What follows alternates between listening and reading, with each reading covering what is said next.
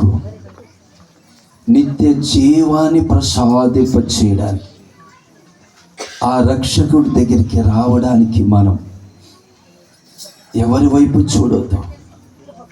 నిత్య జీవాన్ని మనము పొందాలి.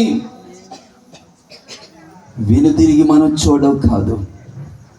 ప్రభు వైపు మనము చూస్తే, ప్రభులో నడుస్తుంటే ప్రియ దేవుని బిడ్డలారా, ఆ 12వ వచనములో చక్కటి మాట మూసేసారు. అక్కడ ఉంది కదా, అంటున్నాడు, దేవుని కుమారుని అంగీకరించిన వాడు జీవము గలవాడు.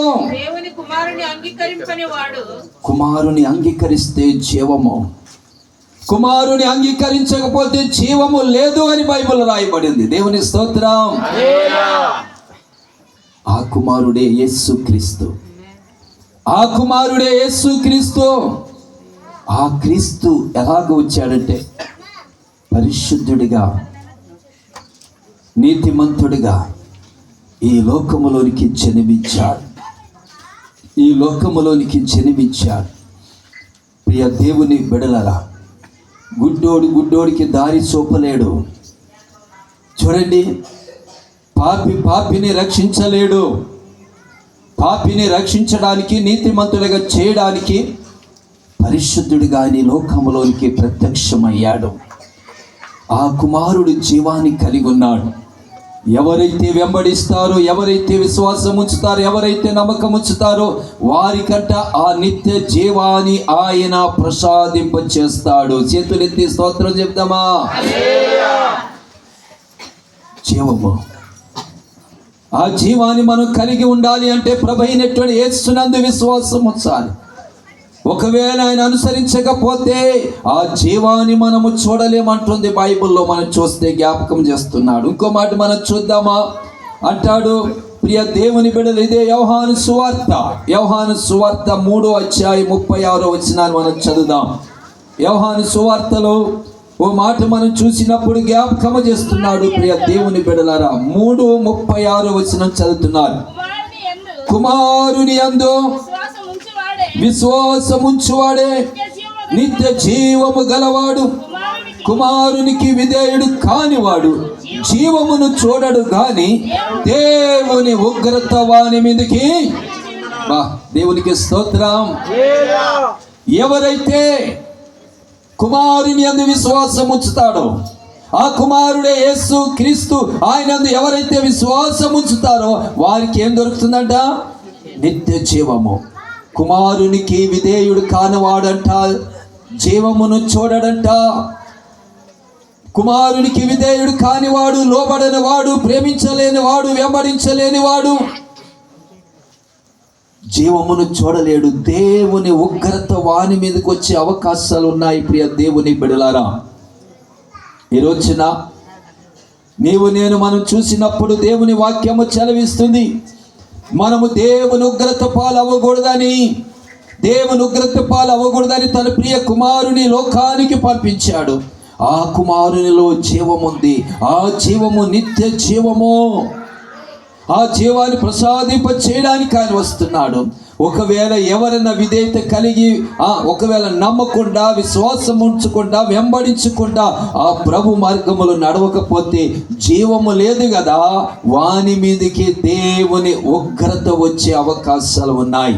ఖచ్చితంగా బైబుల్ చెప్తుంది. దేవునికి స్తోత్రం. అందుకనే భక్తుడు అంటాడు, నమ్మితే రక్షణ, నమ్మకపోతే అది ఖచ్చితంగా. దేవునికి స్తోత్రం. నమ్మితే ఆ రక్షణ ఇవ్వడానికి, ఆ నిత్య జీవాన్ని ఇవ్వడానికి ప్రభైనటువంటి యేసు క్రీస్తు ఈ లోకములోనికి జన్మించాడు. ఈ క్రిస్మస్ సందర్భంగా మన జీవితంలో నమ్మిన మనము ఆయన చిత్త ప్రకారంగా మనం నడవాలి. వెంబడించే మనము, విశ్వాసం ఉంచిన మనము, నమ్మి బాప్తిసం పొందిన మనము ఆయన చిత్తాన్ని కొనసాగింపు చేయాలి. ఆయన చిత్తాన్ని చేయాలి. నమ్మకపోతే నమ్ముకోవాలని, విశ్వాసం ఉంచాలని. ఈరోజు నా ప్రభు బిడ్డలైనటువంటి మనమును విశ్వాసం ఉంచిన మనమంట ఆయన చిత్త ప్రకారంగా లేకపోతే పరలోక రాజ్యం మనకు లేదంట. మత్తయి సువార్త 7:21 అక్కడ ఏమంటదంటే, నిజంగా మాట చూస్తే జ్ఞాపకము చేస్తున్నాడు. 7:21 అంటున్నాడు ఆయన, ప్రభువా ప్రభువా అని నన్ను పిలుచు ప్రతి వాడును పరలోక రాజ్యములో ప్రవేశింపడు గాని పరలోకమందున నా తండ్రి సిద్ధ ప్రకారము చేయువాడే. దేవునికి స్తోత్రం చెప్తారా? నమ్ముకున్న మనము, ఈ పందిరి కింద కూర్చున్న మనము, ఈ ప్రాంగణంలో ఉన్న మనము ప్రభుని ఎరిగిన వారం. మనం ఏం చేయాలని చూసినప్పుడు ప్రభు చిత్తాన్ని మనం కొనసాగింప చేయాలి. అందుకని అంటున్నాడు, ప్రభువా ప్రభు అని పిలిచే ప్రతి వాడు పరలోక రాజ్యములో ప్రవేశము లేదు గాని పరలోకమందున నా తండ్రి సిద్ధ ప్రకారం అంటున్నాడు. దేవునికి స్తోత్రం చెప్తారా? పరలోకమందున తండ్రి సిద్ధ ప్రకారము చేయువాడే. అందుకని ఎరిగిన మనము, నమ్ముకున్న మనకి నిత్య జీవాన్ని అనుగరింప చేస్తున్నాడు కనుక తండ్రి యొక్క పరలోకపు చిత్త ప్రకారంగా మనము ఉంటేనే పరలోక రాజ్యానికి ప్రవేశం, లేకపోతే ప్రవేశము లేదు. ఈరోజు నా దేవుని పిల్లలముగా, దేవుని బిడలముగా ఉన్నటువంటి మనము మన జీవితంలో మనం చూసినప్పుడు ప్రియ దేవుని బిడలరా, దేవుని వాక్యము చదివిస్తుంది. ఆ నిత్య జీవాన్ని అనుగరింప చేస్తున్న ఆ క్రీస్తుని వెంబడించే విధానంలో నిర్లక్ష్యము చేయకూడదు. నేడు మనం ఇక్కడ ఉన్నాం, రేపు ఎక్కడో మనకు తెలియదు. దేవునికి స్తోత్రం చెప్తారా? హల్లెలూయా. ఈ మైక్ కొంటే గ్యారంటీ ఉంది, లైట్ గ్యారంటీ ఉంది, సౌండ్ బాక్స్ గ్యారంటీ ఉంది. నీ ప్రాణానికి ఏమైనా గ్యారంటీ ఉందా?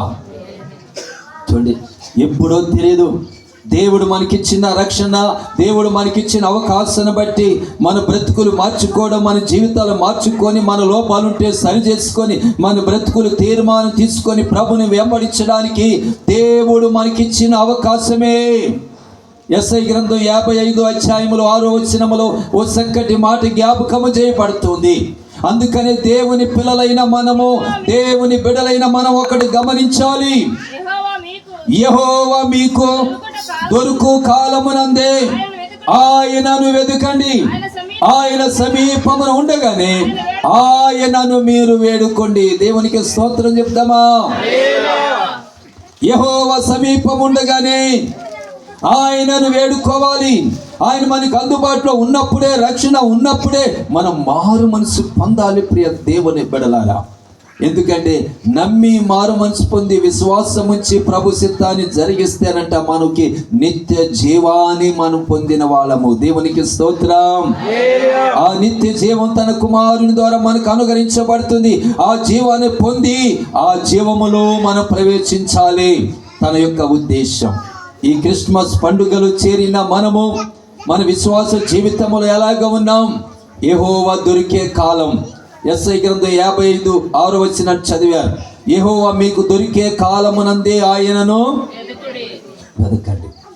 నేడు, రేపు, ఎల్లుండ అనేటువంటిదిగా మన జీవితంలో కాకుండా రక్షణ, మారు మనసు పొందుతున్న మనమును విశ్వాసములో కొనసాగుదాం, ఆత్మీయతలో ఎదుగుదాం, పరిశుద్ధతలో ఎదుగుదాం, ప్రభుని వెంబడించుదాం, ప్రభు సిద్ధ ప్రకారంగా నడుచుకుందాం.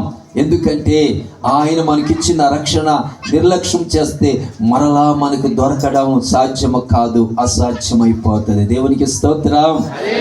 యేసు ప్రభు ఒక మాట చెప్పాడు, నేను ముగిస్తున్నాను ప్రియ దేవుని బిడ్డలారా, నేను మృతులకి దేవుని కాదు సజీవులకి దేవునే అని చెప్పాడు ఆయన. మృతులకి దేవుని కాదంటే అర్థం ఏంటో తెలుసా?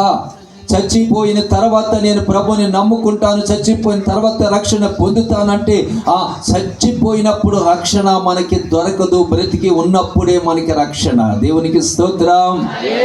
ప్రభు దగ్గర పశ్చాత్తాపడడానికి, మన జీవితాలు సరిచేయడానికి, మన బ్రతుకులు సరిచేయడానికి, ఆ ప్రభుతో నడవడానికి, ప్రభు జీవాన్ని పొందుకోవడానికి సజీవంగా మనం బ్రతికి ఉన్నప్పుడే రక్షణ మనం పొందాలి. ఈ క్రిస్మస్ సందర్భముగా యేసు క్రీస్తు ప్రభుని వారు నిత్య జీవాన్ని తీసుకొచ్చాడు.